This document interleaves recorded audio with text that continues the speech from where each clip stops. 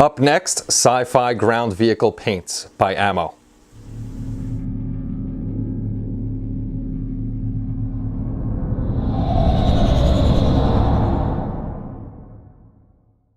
Hey everybody, it's Kenny Conklin from SciFiAntasy.com and welcome to another YouTube video review. Today we're going to be taking a look at the Sci-Fi Ground Vehicle Paints, and this video is actually sponsored by Ammo by Jimenez. First off, I'd like to thank the team over at Ammo for sending us over some products for review. This will be the first one we're doing, the Sci-Fi Ground Vehicle Paint Set, and we have a few more. This will be today, and then we got a 5-week hiatus. We're going on vacation, me and the little guy, and when we get back, we'll be doing some more videos on the Ammo products. So let's get over to the bench and start showing you what we got going on. So in this video, we're going to take a look at the Sci-Fi Ground Vehicle Paints, and these all come in 17 milliliter bottles, and there's 6 colors in this package itself. So let's take a look at the bottles. In this set comes 6 colors: French Blue, Gray Shine, Aluminum, Crystal Smoke, Orange, and Light Gray. Each of these bottles also comes with a ball bearing inside it to help agitate the paint. This way it's easier to mix it up instead of shaking there forever. Also, all of these are airbrush and paint ready right away. Now these paints are true acrylic paints, and you might be asking yourself, well, why is he saying they're true acrylic paints? Aren't all acrylic paints? Actually, no. These are pure acrylic paints. They're water-based, and if you get a paint something like a Tamiya or something similar, you're going to see that it has a flammable symbol on it, which means it's either a lacquer base or this has, let me see what it has in here, isopropanol. So it's not a true acrylic paint where it's just water in there and it has harmful products in this. So that's the main difference, and that's why I'm saying these are true acrylic and this one is not. It's an acrylic paint, but not mixed with water.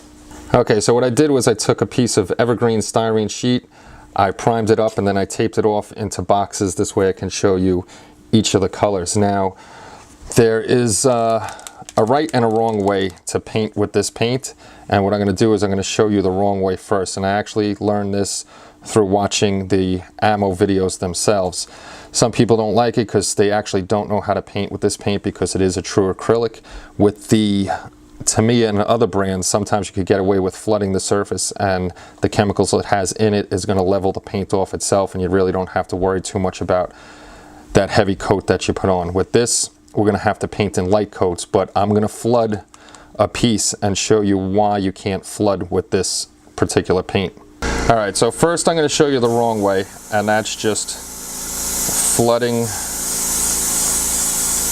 with the Ammo paint itself and how it's going to dry.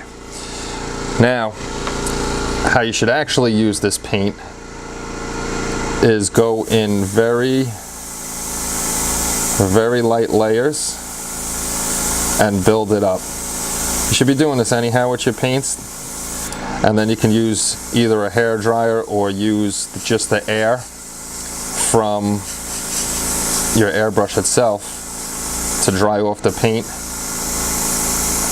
and then build up your next layer.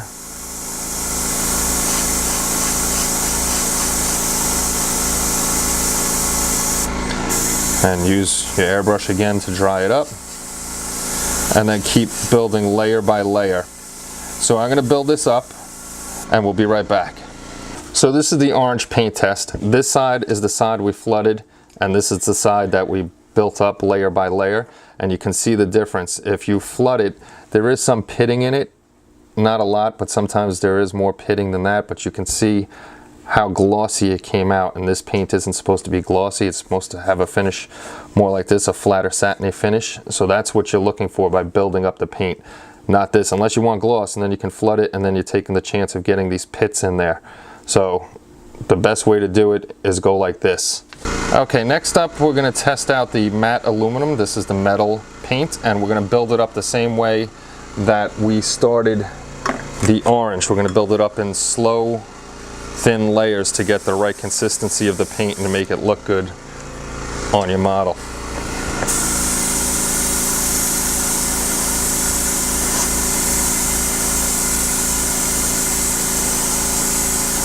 And I'm just doing this fast. And that's it. In between each layer, I'm not actually painting, I'm leaving the trigger in the neutral position and just shooting the air to dry it up as quickly as I can. This way I can put the next light layer on and build it up. And the aluminum looks pretty good. Nice and flat as promised, as long as you build it up in nice short layers. Okay, up next is we're going to do the crystal smoke, and this is an interesting paint because you can use the smoke for shading or shadows, and you can use it for like on the vehicles tinting the windows, and you can just do like maybe one layer to make it so if you have lighting in there it comes through a little more, or you can just layer it up as many times as you want for a darker look, a lighter look, a medium look, however you want to do it. So you really got to play with this, but it's basically the same as the rest. Go layer by layer.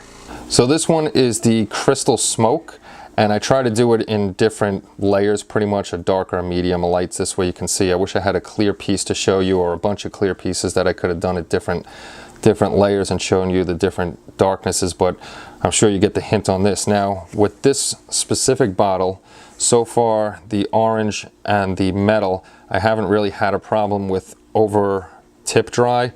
With this I had a massive amount of tip dry. I tried changing the air pressure and everything like that, cleaning the tip, but it just kept gumming up and I had to really clean it every couple seconds. It's kind of a, I don't want to say thick, but it's definitely not the same as these paints here, and you're going to have, if you do, you might run into the same problem as I did with the tip dry. So if it starts spattering or you're not getting any paint, check your tip right away. So the last three colors are Gray Shine, the French Blue, and the Light Gray. Since you've seen the technique that we should be using with these paints of light layers until we build it up to where we want to, I'll do the last three and then I'll come back and show you how they look. So these are all the paints that come in the set. You have orange, matte aluminum, crystal smoke, gray shine, French blue, and light gray. Very nice paints. Now that we're done with the color chart, I'll give you my final thoughts. So these are the Ammo Sci-Fi ground vehicle paints, which this is my very first time using them, and I can tell you they're simple to use. They're absolutely airbrush ready and they're paintbrush ready. I had no problem painting any of these. They just dump right into the airbrush and you go. Like I said, the only one I did have trouble with is the crystal smoke, and that was getting some serious tip dry very quickly, and I don't know if it's because of what is used to make that crystal smoke, but the other paints were fine. As you can see, they all came out really well. And don't forget about your wrong and right way to do the paints. You really got to be patient with these paints and do thin layers, one at a time, one at a time, one at a time, and it'll come out really nice and how they're supposed to be. Again, I'd like to say thank you to Ammo for sending over this product, and don't forget that we'll be doing more reviews of more products that we got in, another paint set, and also the oil brushers, and I think it was washes that we got in also. So it's very nice of them to sponsor the videos and have us do reviews, and we'll be honest with about everything about these products that are coming into us as always. So if you're interested in the Ammo products, just check out the description below. You'll see a link to their website and also to their YouTube channel where they have more tutorials how to use their products. Thank you guys very much, and if you have any questions or comments, please, as always, drop them in the description, not the description, in the comment section below. I always mess that up for some reason. And thanks for stopping by, guys. Have a great night. Take care and bye-bye.